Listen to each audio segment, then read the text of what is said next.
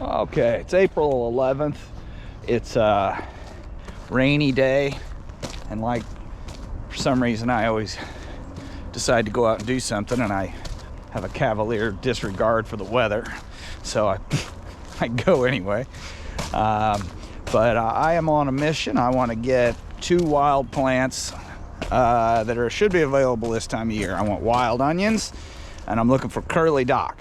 Now on top of that, I might also try to harvest, if I see some mushrooms, it could be oysters popping. It's possible morels, and sometimes just, you know, random other things. I might see some garlic mustard or some other plants I'd like to harvest. Oh, speaking of, garlic mustard right there. I actually am not a huge fan of this plant. I've tried cooking it 15 different ways, and I still have not found a single way that I like eating it. But I still harvest it in a pinch. So I'm gonna just start scanning the woods. I'm in one of my favorite spots. There's a creek that runs along this trail, and then the creek connects with the Wabash down at the end, and there's lots of good woods along each side, public ground. So it's a good place to come out and do a little foraging. Here's one of the prettier early spring flowers. You'll see this is always a good sign you're just about to come into morel season. Bluebells, I believe they're called. They're toxic, can't eat them. Already checked. This is what I'm looking for.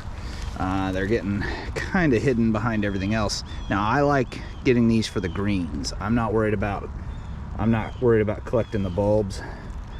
I might try to get a few and see what they look like. Most of the time, once the plant's this size, the energy's all been put up into the greens, and that's what I like to do with these. I'm going to take them home and I'm going to dehydrate the greens. So you can see it doesn't have a hollow center. It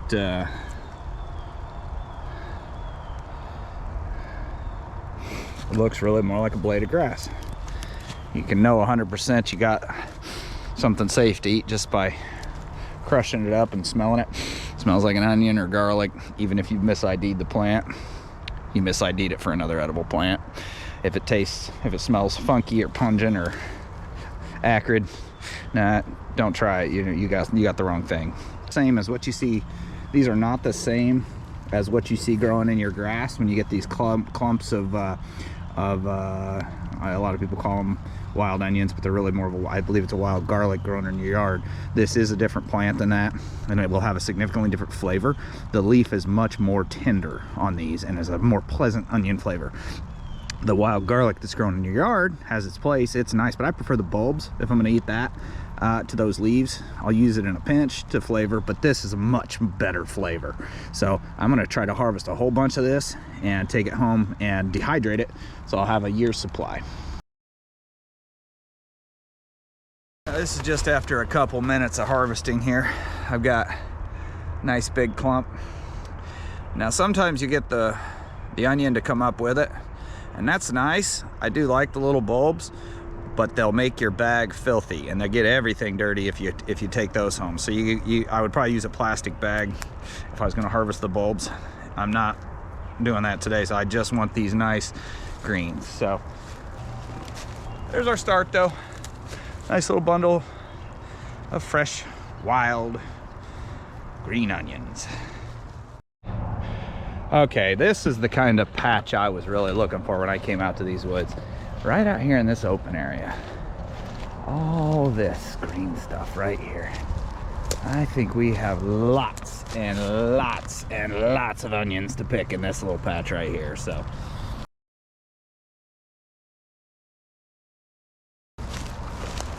another nice batch. Here's something interesting you don't see every day. White violets. They're a little more rare than the purple violets. You see these in your yard all the time. They're both edible. And actually, I think the greens of the violet actually are pretty enjoyable. Some edible wild greens are just that, edible. But this is one.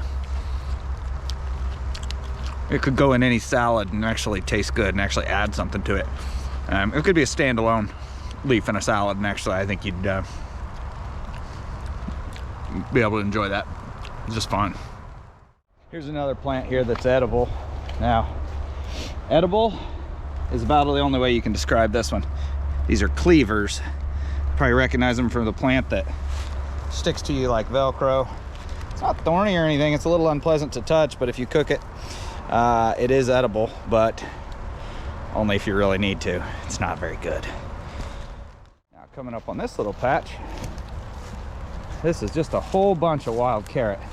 So if I were interested in it, I would look at this as an opportunity to harvest enough of this to use as an herb and dry it.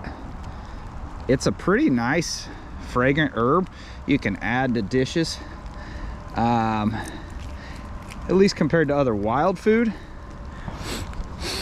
It's pretty enjoyable. If you don't have anything else to flavor, you know, fish or something like that with, you could pack some wild carrot on it and that would add something to it.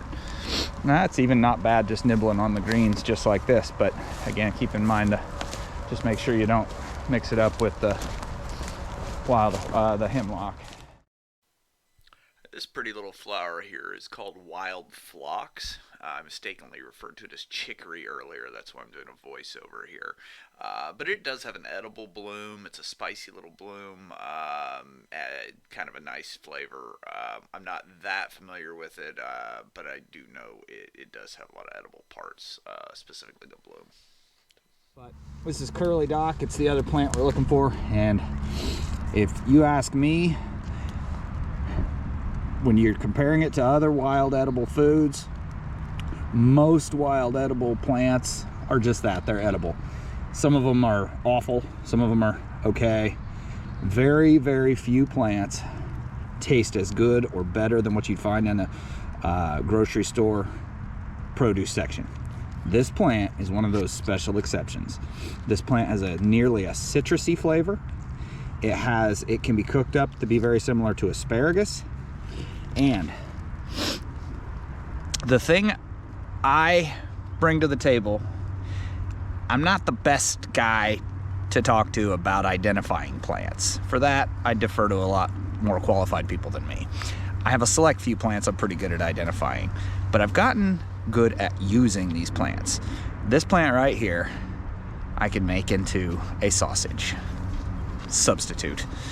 I came across it accidentally, but I want to show you how to make curly dock taste so much like sausage your family won't be able to tell the difference. The early spring before the morels pop is just no man's land for mushrooms. It is the worst time to go mushroom hunting, and right now you walk through the woods and you barely see anything. Maybe some mica caps popping up here and there or something like that, but this mushroom is one exception. You'll find these just about the first one popping out. A lot of people are familiar with it. It's a Pheasants Back or Dryad Saddle is the name for it. It's a really cool mushroom because it has a citrus smell. Not citrus, excuse me, cucumber. It smells like cucumber underneath. It's a really nice smelling mushroom. It's edible, but you gotta know how to eat it. And that's the problem. This mushroom will get huge. It'll be 1.5 feet wide sometimes by the time it's done growing. And they're too tough to eat unless you grind them into a powder, which I don't think has enough flavor to be worth it. But when you can eat them, this one's actually already too big. This is already outgrown its edible phase. When you find these, and you'll get to recognize when they've just popped, I'll see if I can find one today. They are delicious, but they'll be no bigger than this. You'll see the pheasant top, you'll kind of see the immature growth so you can recognize it. You'll recognize this texture on the top. It'll be really young, but when it's about that big, you'll have the base starting to pop out, and it's just almost like a button stage of a mushroom. When it's real small, that's when these are delicious and edible, and they're on par with any other choice mushroom at that stage. But they are hard to find at that stage. They probably only stay at that stage for about a day. Here's a bunch more of the infamous garlic mustard. This is an invasive plant. It's been spreading and growing for, I don't know when it first started in the area, but it is a mystery of a plant to me because it smells delicious. I read that it's wonderful and tastes great, but I cannot seem to find a way to cook this that tastes halfway decent. I think the only way I've had it where I actually managed to make it taste pretty good was boiling it 3 times and rinsing the water. You don't have to do that, like with some plants that have a toxin. You do not have to do that with this plant. You can eat this plant fresh. But it has a nasty, bitter sort of, it's just an unpleasant flavor when you eat it. So the roots taste kind of nice. They actually taste better than the plant if you saute the roots into something, but they're small and a little hard to get to. So, and you really want to get the roots before the plant grows, which is, again, a little bit of a challenge. So for now, if you know a good way of cooking garlic mustard, please tell me about it because I'd love to know. Oh, and on the topic of really useful wild plants, this is wild mullein.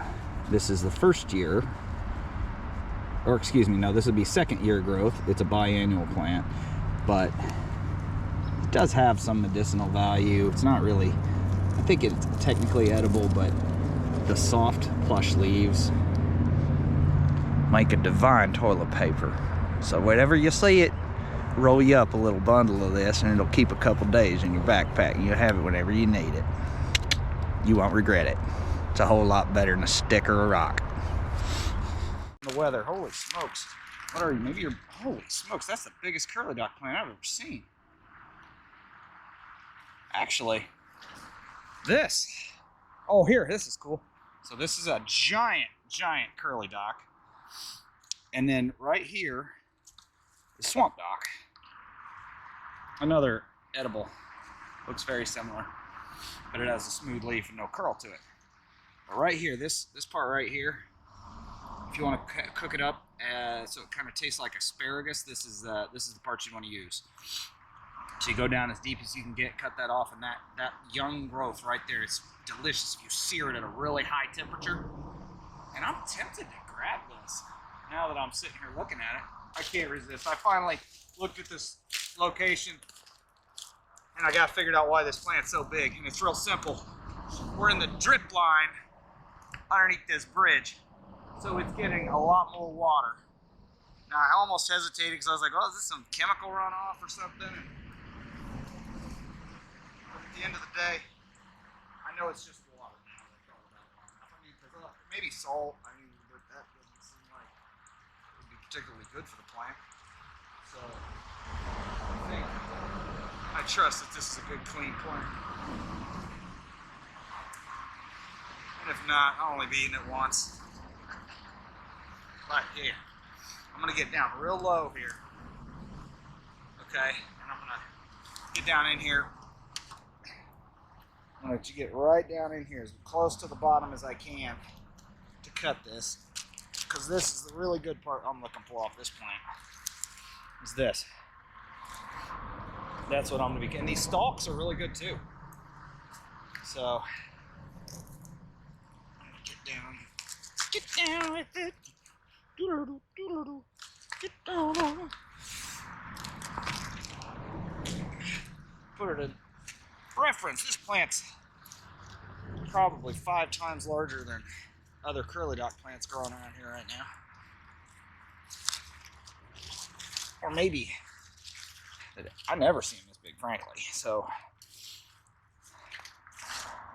we'll see. All right. I got a little dirt on this one, so I am going to try to clean that off. But, there we go. No dirt goes in the bag, if at all possible, because that is a lesson I've learned. Keep it clean, what you take with you. It's a lot easier taking clean food than to clean it once you get home. There, this is a beautiful haul of curly dock. My nemesis, bitter dock. That's burdock, and yeah, that's bitter dock. You see the the trailer on my homepage, where at the very end, after Jesse sings the Fishing with Aaron song, and at the very end there's a scene where I eat something and I go, ugh, I ain't eating that. That was a misidentification. I thought I had a curly dock root, or excuse me, I thought I had sauteed burdock root, but I'd actually sauteed bitter dock root. And it was one of those bitter things I've ever tasted. So it lives up to its reputation.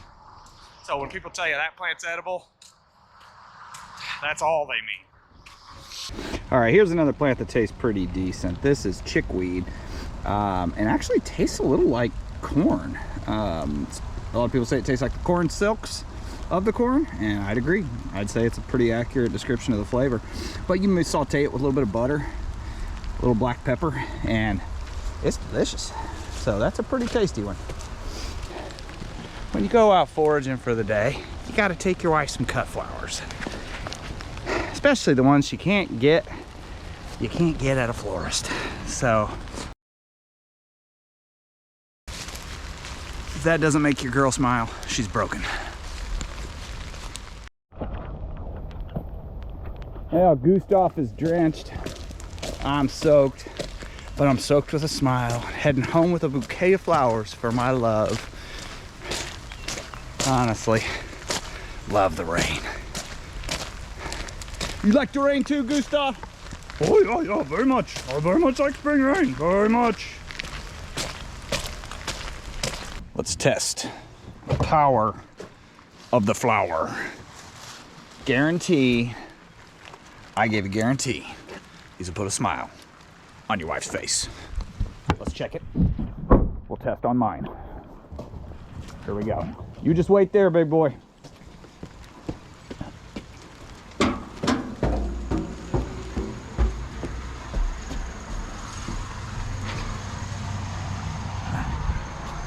No wife visible.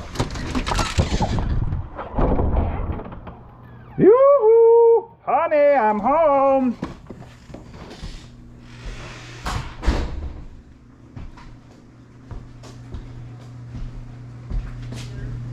Darling. Hi, sweetie. There you are. Wait for it. Oh, those are pretty. I just stop and think about it, make sure it wasn't one. Remember that last one? Oh, the when I was thistle. sneezy? Yeah. I brought him thistle These are flowers. pretty. Yeah, we'll clean them up and get them in a vase. Yeah. Where did you get these? I stole them from some little old lady. Okay. She wasn't looking out and cut them out of her flower They smell garden. good too. They're Yeah. bluebells. Yeah, they're pretty. Yeah. I like them. Thank you. All right. Is that a smile? Yeah. Guaranteed. The smell is hard to explain. It's such a nice oniony flavor. But look at that. This is our nice haul. I mean, I probably picked for about 30 minutes, maybe 45 minutes to get all those. And we're just gonna rinse them off now and dehydrate them. I'm gonna give a quick rinse in cold water. Okay, so we're gonna cut these up. This is real simple. All we're gonna do is dice this, dehydrate it, and then we will we'll use it in one of our little spice jars, which are just beakers, and we will. Hey, sweetie. What? How you doing? You want to help Daddy chop these onions up? Oh, there's not an onion, or almost an onion. No thanks.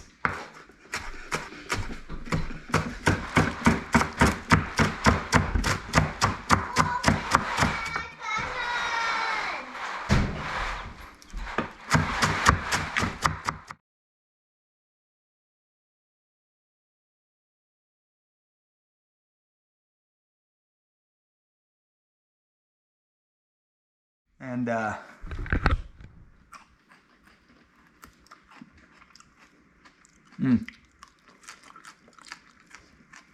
such a nice mild flavor. These are good sauteed too. Just taking these greens and just sauteing a handful of them. You can almost make like a burger out of them. put it on a bun, like tangle them all up, mash it together like a burger, saute it. Well, not bad. Oh, smell that? It smells good. So we're ready to put the lid on and flip on the dehydrator. And that's it. I am gonna dehydrate these very well. If you don't get all the moisture out of these, they'll mold really easily. I might even add just a little bit of salt in there with them to help keep them from molding.